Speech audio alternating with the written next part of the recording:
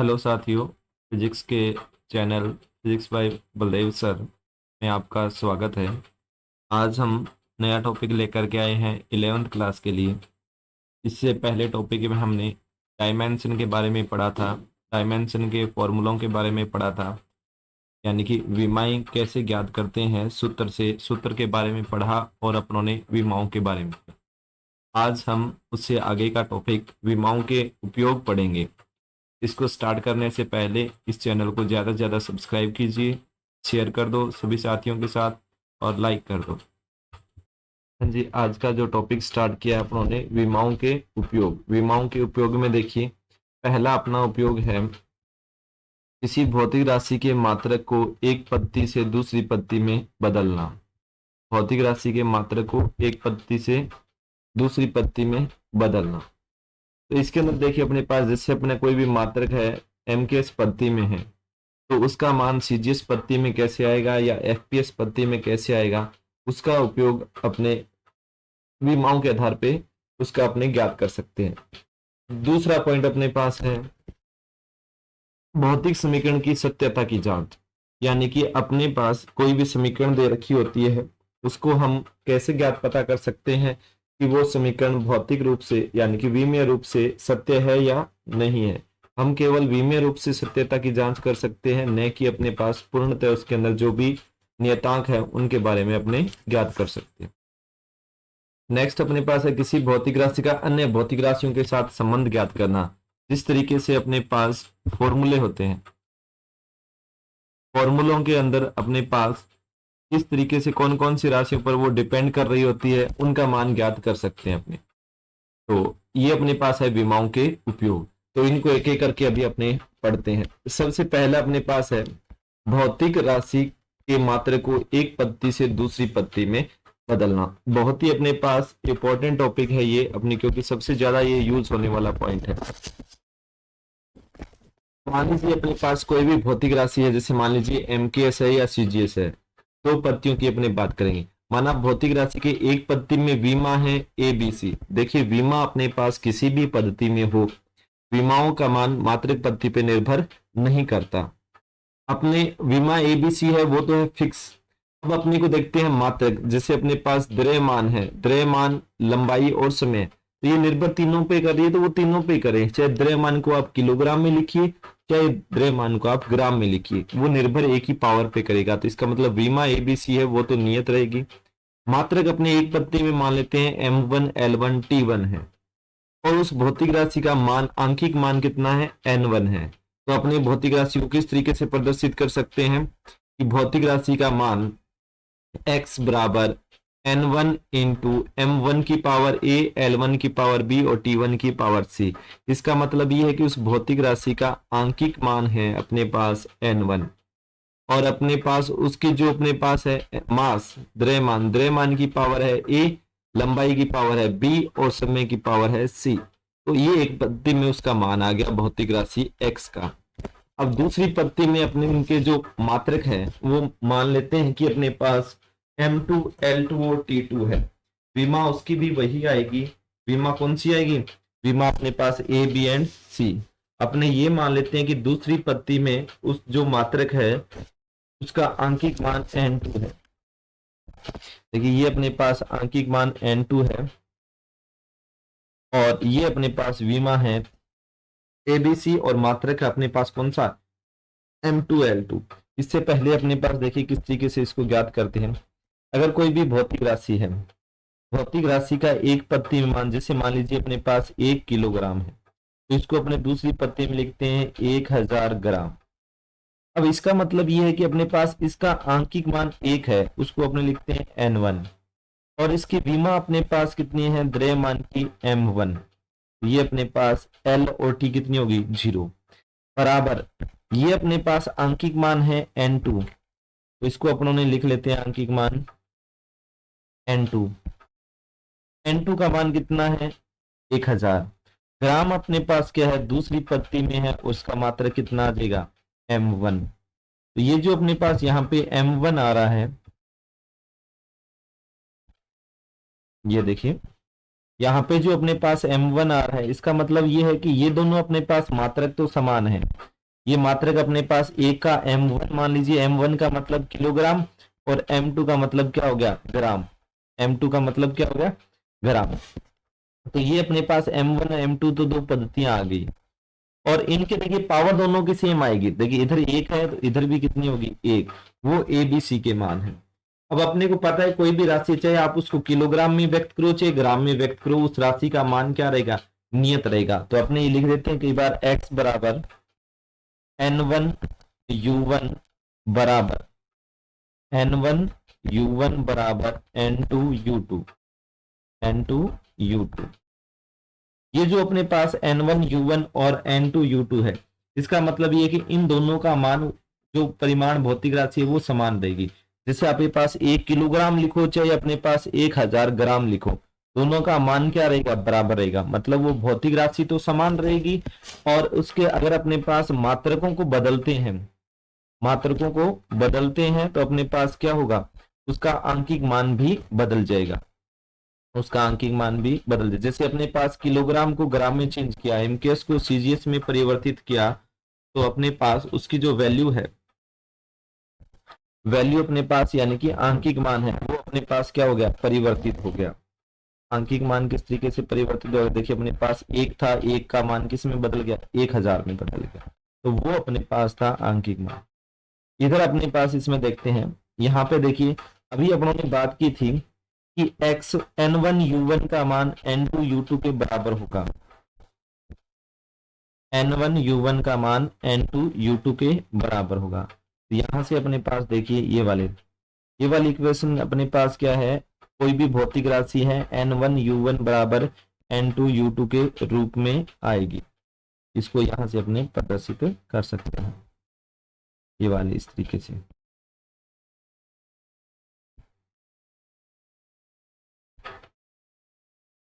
ये और यहां से अपने को वैल्यू किसकी कैलकुलेट करनी है, n2 की। n2 की करोगे तो ये वाली जो संख्या है वो इधर आकर के डिवाइड में हो जाएगी। तो ये अपने पास जो चेंज करने का फॉर्मूला है वो इस तरीके से आ जाता है, n2 बराबर n1 इंटू m1 बटा m2 की पावर a, l1 बटा l2 की पावर b और t1 बटा t2 की पावर c। अपने को ये फॉर्मूला याद रखें चाहे नहीं रखें, अपने को ये वाली इक्वेशन जरूर ध्यान में रखनी है जो अपने पास हाईलाइट की हुई है।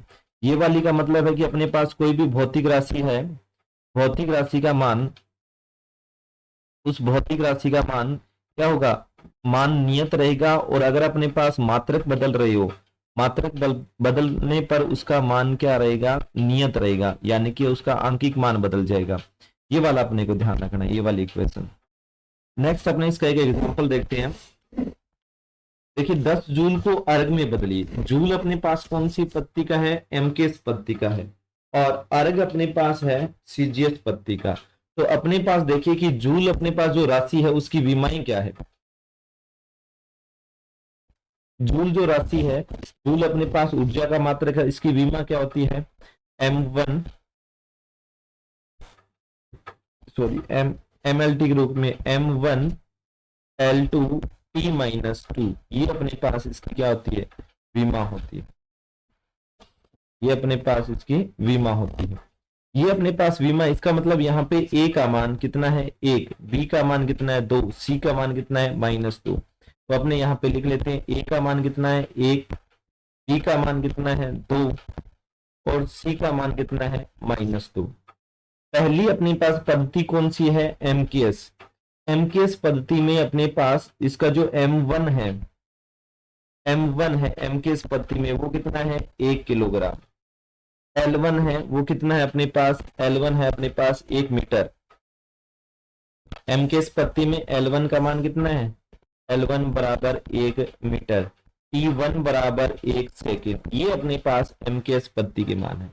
और यहाँ पे N1 यानी कि अपने पास इसमें भौतिक राशि का मान कितना है, N1 का मान अपने को दिया हुआ है 10 जूल। तो यहाँ पे अपने लिख सकते हैं स्मॉल n, N1 का मान कितना आ जाएगा, N1 बराबर 10।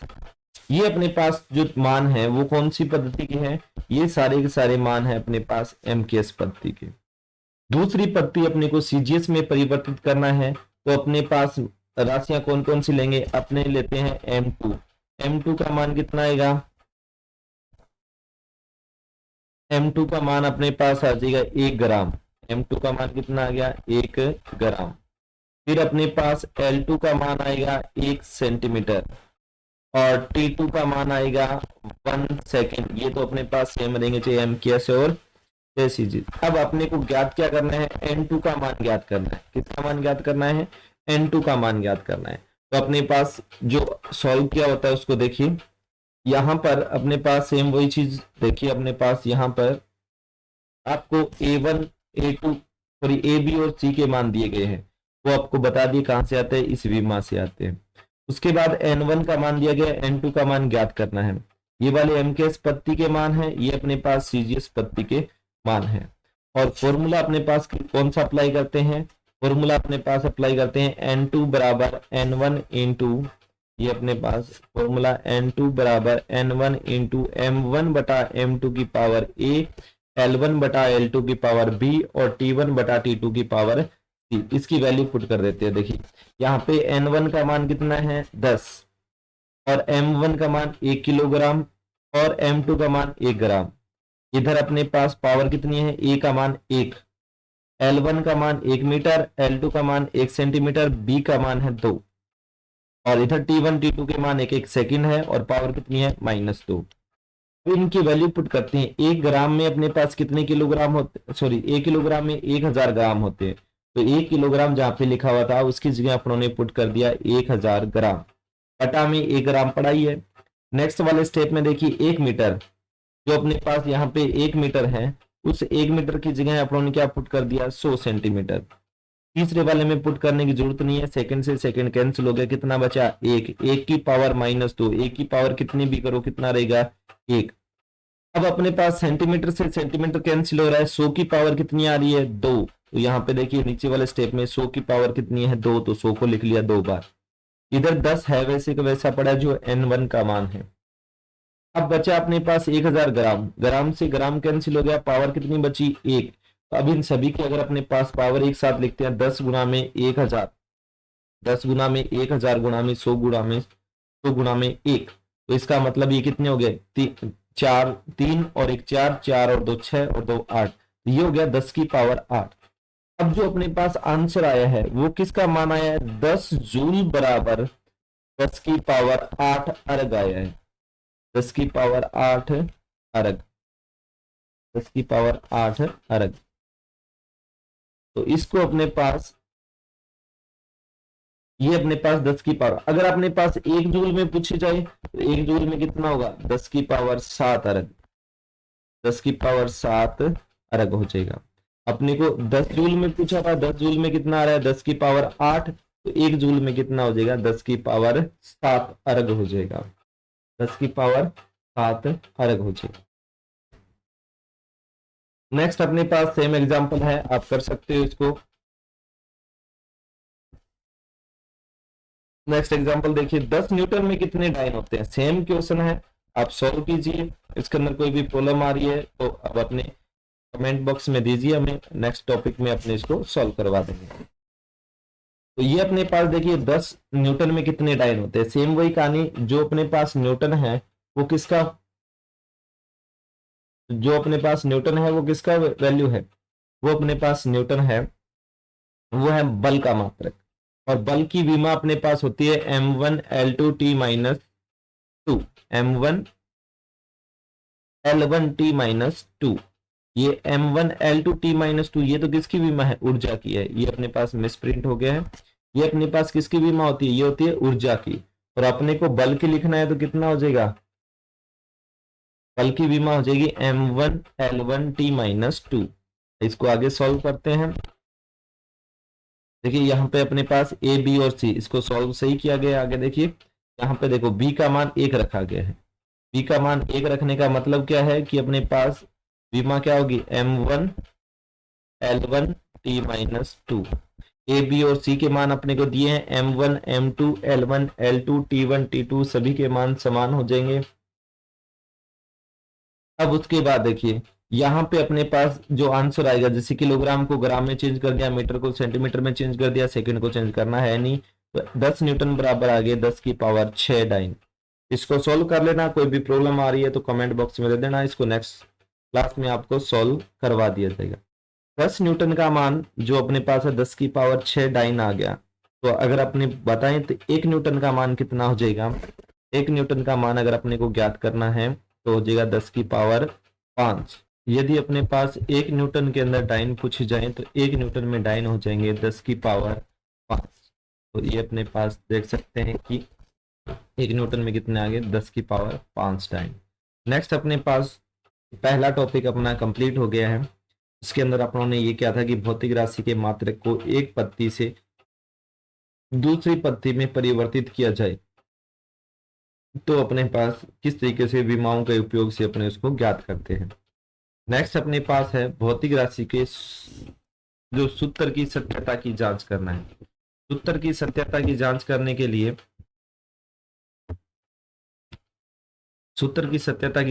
के लिए अपने पास देखिए अपने को कोई भी समीकरण दी जाएगी उसमें विमाओं की समागतता का सिद्धांत का अपने उपयोग करेंगे। विमाओं की समागतता का सिद्धांत अपने पास क्या है कि अगर अपने पास किसी भी समीकरण में एक से ज्यादा पद दिए हैं तो उन सभी पदों की विमाएं क्या होनी चाहिए? बराबर होनी चाहिए। चाहे उनके बीच में प्लस दिया गया है चाहे उनके बीच में बराबर दिया गया है, अगर अपने पास उनकी सभी स्टेप की यानी कि सभी पदों की विमाएं बराबर है तो उस समीकरण को अपने पास बोल सकते हैं कि वो विमीय रूप से संतुलित है। ये जो अपने पास ब्रैकेट में समीकरण दी गई है इसमें अपने पास पहला स्टेप है एफ एस, दूसरा स्टेप है हाफ एम वी स्क्वायर और तीसरा स्टेप है अपने पास हाफ यू स्क्वायर। तीसरा स्टेप क्या है? Second half m v square और थर्ड अपने पास। अब इन तीनों स्टेप की अगर विमाएं बराबर है तो अपने कह सकते हैं कि ये समीकरण विमीय रूप से संतुलित है। इसमें आपको दिया गया है एफ क्या है? बल है। एस क्या है? दूरी है। तो पहले अपने एफ एस की विमा ज्ञात करते हैं। किसकी विमा ज्ञात करते हैं? एफ एस की। तो एफ इंटू एस। एफ क्या है अपने पास? बल। बल की विमा क्या होती है? m1l1t-2। ये अपने पास होगी बल की विमा। विस्थापन है एस, विस्थापन है तो इसकी विमा क्या होती है? L1। इसको पहले स्टेप की विमा क्या आ गई अपने पास? m1l2t-2। ये अपने पास पहले स्टेप की विमा आ गई। सेकंड स्टेप अपने पास कौन सा है? Half m v square. Half की विमा नहीं होती, m की विमा क्या होती है? m1।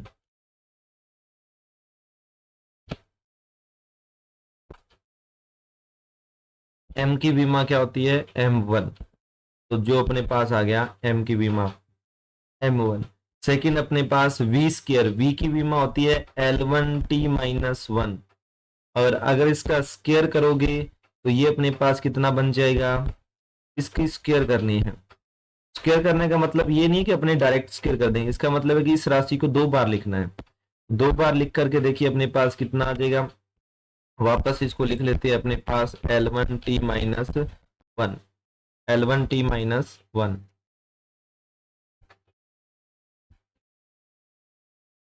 यहाँ से देखिए गतिज ऊर्जा की जो अपने पास हाफ एम वी स्क्वायर था, हाफ एम वी स्क्वायर होती है गतिज ऊर्जा। गतिज ऊर्जा की विमा अपने पास टोटल जो विमा अपने पास बन गई वो क्या बनी है?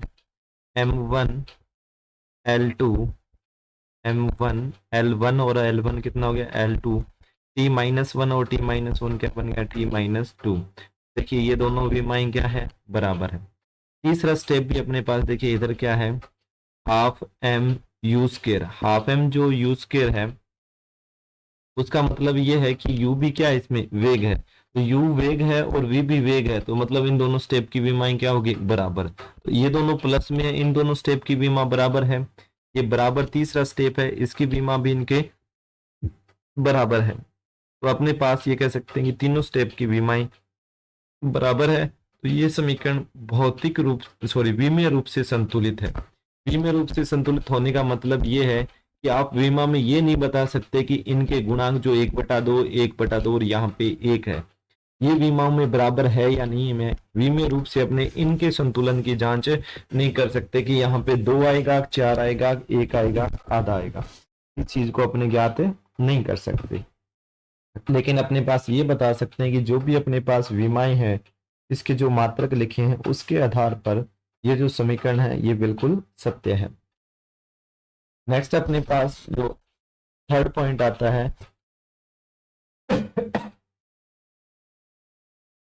वो आता है भौतिक राशि का अन्य राशियों के संबंध स्थापित करना। जो भी मान लीजिए कोई भी भौतिक राशि आपको ये बता दिया जाता है कि इन इन राशियों पर निर्भर करती है, तो उन राशियों पर जो निर्भर कर रही है तो उसका सूत्र कैसे सत्यापित होता है, इसमें अपने पहले भी एक बात कर चुके हैं। तो अपने पास इसमें नियतांक होते हैं, नियतांकों का मान ज्ञात नहीं कर सकते, लेकिन जो भी अपने पास फॉर्मूले हैं उस फॉर्मूले को अपने बता सकते हैं कि इस फॉर्मूले पे ये इस तरीके से निर्भर कर रहा है।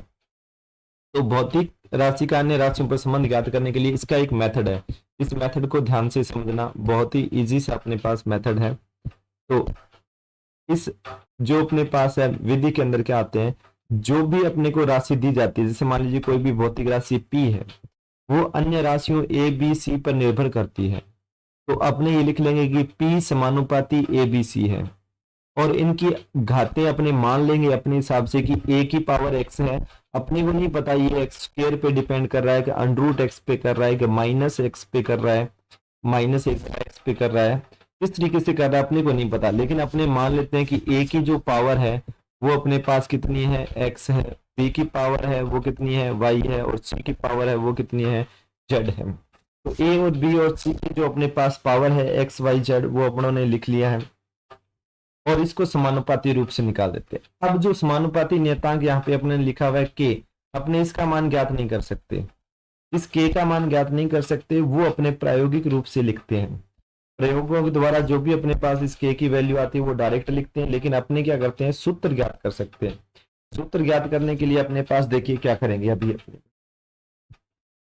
मेथड देखिए, मेथड अपने पास क्या है कि जो भी अपने को राशि P है, P दी गई है, वो किस किस अन्य राशियों पर निर्भर करती है, A B C। तो इन चारों राशियों को अपने पास विमा पता होनी चाहिए। अपने क्या करेंगे, दोनों तरफ की जितनी भी राशि, जैसे ये मान लीजिए P है, A B और C, इन राशियों की विमाएं लिखेंगे, दोनों की अपनी घातें लगाएंगे, दोनों तरफ घातों की तुलना करेंगे, तुलना करके एक्स वाई जेड के मान ज्ञात करेंगे, और एक्स वाई जेड के जैसे मान ज्ञात हो जाएंगे वो इस सूत्र में रख देंगे, तो अपने पास क्या हो जाएगा, इनका संबंध स्थापित हो जाएगा। इस संबंध को अपने चेक करने के लिए अभी अपने एक एग्जाम्पल देखते हैं। दोबारा इसका मेथड आराम से सुन लीजिए कि जो भी अपने को अज्ञात राशि है जिसका संबंध ज्ञात करना है अन्य राशियों पे, उनको समानुपाती लिखते हैं। जैसे अपने पास लिख लिया P समानुपाती अपने पास A B और C, इन तीन राशियों पे निर्भर करती है, तो समानुपाती लिख लिया। अब अपने को मानना है कि एक इनकी घातें हैं वो कितनी है, x y और z। फिर इनको समानुपाती का नियतांक हटाना है, नियतांक हटाओगे कोई भी, सॉरी, समानुपाती का चिन्ह हटाओगे कोई भी नियतांक आएगा, उस नियतांक का मान अपने को ज्ञात नहीं करना, उस मान अपने को क्या करना है, प्रायोगिक रूप से ज्ञात करना है, वो अपने को प्रयोगों द्वारा ही पता लगेगा। अब अपने पास देखिए क्वेश्चन अपने पास किस तरीके से है, एक स्वतंत्रता पूर्वक गिरती हुई वस्तु द्वारा तय की गई दूरी उसके हाइट यानी कि ऊंचाई के द्वारा प्रदर्शित की जाती है, और उसका सूत्र है 1/2 GT। पहली बात की सत्यता की जांच कीजिए, यदि सूत्र गलत है तो सही सूत्र सत्यापित कीजिए। अपने को काम दो क्वेश्चन दिए गए हैं इसमें। पहली बात तो अपने को ये ज्ञात करना है कि ये जो समीकरण आपको दी गई है वो विमीय रूप से संतुलित है या नहीं है। अगर वो अपने पास संतुलित है तब तो ठीक है, अगर नहीं है तो सही सूत्र उसका सत्यापित करना है। पहले अपने देखते हैं, चेक करते हैं कि विमीय रूप से संतुलित है नहीं। इसमें दो पद है, अगर दोनों पदों की विमाएं बराबर है तो ये संतुलित होगी, वरना नहीं होगी। h अपने पास है ऊंचाई, ऊंचाई की विमा क्या होती है, L1। g अपने पास है त्वरण, गुरुत्वीय त्वरण हो चाहे त्वरण हो, दोनों की विमा क्या होती है, वेग बटा में समय, यानी कि L1t-2, वेग की होती है L1t-1, 1 - 1 और आ जाएगा तो कितना हो जाएगा, t-2। और नेक्स्ट अपने पास t की विमा आती है t1, समय की विमा कितनी होगी, t1। अब अपने पास दोनों तरफ की विमाएं देखते हैं, इधर अपने पास है सिर्फ L1, इधर L1t-2 और साथ में t+1, +1 और -2 में कितना बचेगा, t-1। अब अपने देखते हैं दोनों तरफ की विमाएं बराबर नहीं है। अगर बराबर नहीं है तो अपने को पता है सूत्र में कोई नहीं कोई दिक्कत है, लेकिन राशियां तो सही है कि h अपने पास दो राशियों पर निर्भर करता है, एक g पे निर्भर करता है और एक किस पे निर्भर करता है, t पे निर्भर करता है। तो अपने जो अभी अपनों ने तरीका पढ़ा था उस विधि के द्वारा अब अपने सूत्र की स्थापना करते हैं। अपने ये मान लेते हैं एच जो राशि है वो जी और टी पे निर्भर करती है, तो अपनों ने लिख लिया एच समानुपाती जी एंड टी। जी की पावर ए और टी की पावर अपने पास आ गई बी। जी की पावर ए मान लिया और टी की पावर बी, और समानुपाती नियतांक हटाएंगे, समानुपाती का चिन्ह हटाएंगे तो नियतांक आ गया अपने पास के। अब इस के का मान तो अपने प्रयोगों द्वारा ज्ञात करेंगे। अगर वो अपनों ने 1/2 दे रखा है तो अपने 1/2 ही लिख सकते हैं, उसमें कोई दिक्कत नहीं है। लेकिन अपने को ये देखना है कि जी और टी की पावर वो जो गलत आ रही है उसका सही आंसर क्या है। तो इसको देखने के लिए दोनों तरफ विमाओं के लगा दीजिए। एच की विमा आपने पहले लिख चुके हैं L1, जी की विमा आपने लिखी थी L1T-2, इसकी पावर कितनी आ गई A, और टी की विमा T1, इसकी पावर कितनी है B। अब दोनों तरफ पहले पावर बराबर कीजिए। इधर देखिए अपने पास, इधर तो सिर्फ L1 एक ही विमा है, इधर M की पावर 0, L की पावर यहाँ पर सिर्फ एक ही है, और L1 की पावर कितनी आ गई A, तो यहाँ पे L की पावर आ गई A। यहाँ पे देखिए टी की पावर दोनों जगह है, पहले के अंदर टी की पावर -2a की पावर a है, -2 की पावर a है, तो यानी कि यहाँ से अपने पास टी की विमा कितनी आ गई -2a, और यहाँ से कितनी आ गई b। आधार अपने समान है तो घातें जुड़ जाएगी, तो यानी कि -2a प्लस b आ गया। अब दोनों तरफ की विमाओं की तुलना करते हैं। इधर m की पावर 0, इधर अपने पास m की पावर 0, तो इधर भी m की पावर 0, इसकी तुलना होगी नहीं। इधर L की पावर 1, इधर L की पावर A, तो मतलब A बराबर कितना है 1, A बराबर कितना आ गया 1। अब अपने पास दूसरी देखिए कि अपने पास इधर T की पावर 0 है, इधर T की पावर -2a प्लस b है। इसका मतलब ये हुआ कि -2a प्लस b का मान कितना होगा 0 होगा, यानी कि b बराबर कितना आ गया 2a, यानी कि a का मान कितना है 1, तो b का मान कितना आ गया 2। तो यहाँ पे देखिए a का मान 1 आ गया, b का मान 2 आ गया, तो जो h का मान था h बराबर नियतांक तो 1/2 था, और g की पावर 1 और t की पावर 2, तो यहाँ पे कितना बन गया हाफ जी टी स्क्वायर। तो जो समीकरण सत्य होगी वो समीकरण सत्य समीकरण कौन सी हो जाएगी हाफ जी टी स्क्वायर। तो इस तरीके से अपने इनमें जो अपने पास है राशियों में, भौतिक राशियों में संबंध अपने याद कर सकते हैं। तो ये अपने पास 3 विधियां थी, तीनों विधियों को अपनों ने आसानी से पढ़ लिया। नेक्स्ट अपने पास आता है विमेय समीकरण के सीमा बंधन। सीमा बंधन के अंदर जो भी अपनों ने बात की थी, जिन कामों को अपनों ने नहीं कर सकते विमाओं के द्वारा, वही अपने पास इसके सीमा बंधन होंगे। देखिए सीमा बंधन में कौन कौन से पॉइंट है। इस विधि द्वारा भौतिक सूत्रों में विद्यमान शुद्ध संख्याओं या विमाहीन नियतांकों के बारे में जानकारी प्राप्त नहीं कर सकते। शुद्ध संख्याओं और विमाहीन नियतांकों का मतलब है कि जैसे अभी इस समीकरण में 1/2 था, तो इस 1/2 के बारे में अपने ये नहीं कह सकते कि ये 1/2 सही था या गलत था। तो विमाहीन नियतांकों के बारे में अपने पास इसके द्वारा ज्ञात नहीं किया जा सकता, कोई जानकारी प्राप्त नहीं होती। सेकंड अपने पास है विमेय विश्लेषण विधि से MLT की घातों की तुलना कर केवल 3 समीकरण प्राप्त कर सकते हैं। यानी कि अभी अपनों ने देख रहा था कि जी पे निर्भर कर रही है, टी पे निर्भर कर रही है, या इससे पहले अपनों ने 3 राशियां ली थी ए बी और सी। कोई भी भौतिक राशि P है, ए बी और सी 3 राशियों पर निर्भर करती है। क्योंकि अपने पास MLT की घातों की तुलना है तो 3 घातें 3 अज्ञात राशियां ही ज्ञात की जा सकती है।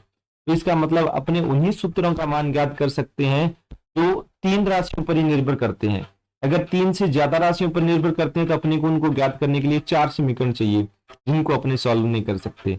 इसका मतलब है कि अपन जो विमेय विधि से है केवल उन्हीं राशियों की उन्हीं राशियों के मध्य संबंध ज्ञात कर सकते हैं जो अन्य सिर्फ कितनी राशियों पे 3 राशियों पे निर्भर करती है। 3 से ज्यादा राशियों पे निर्भर करती है तो भी अपने ज्ञात नहीं कर सकते। और अगर अपने पास शुद्ध संख्या आ रही है उसमें, यानी कि कोई भी संख्यात्मक मान या नियतांक आ रहा है, उसका मान भी अपने ज्ञात नहीं कर सकते। तीसरा देखिए, यदि कोई भौतिक राशि निर्भर कर रही है वो 2 राशियों के योग पर निर्भर कर रही है या उनके अंतर पर निर्भर कर रही है, तो योग और अंतर के द्वारा जो भी निर्भर कर रही है उसका सूत्र भी अपने सत्यापित नहीं कर सकते। जैसे अभी तक दोनों सूत्र सत्यापित किए, उनमें कोई भी प्लस वाला या माइनस वाला स्टेप नहीं था। स्टेप वालों की अपने तुलना कर सकते हैं लेकिन स्टेप वालों में संबंध ज्ञात नहीं कर सकते। ये अपने पास कुछ कमियां थी, विमेय विधि के सीमा बंधन थे वो अपनों ने कर लिए। इसके बाद का जो अपने पास है टॉपिक वो अपने नेक्स्ट क्लास में करेंगे।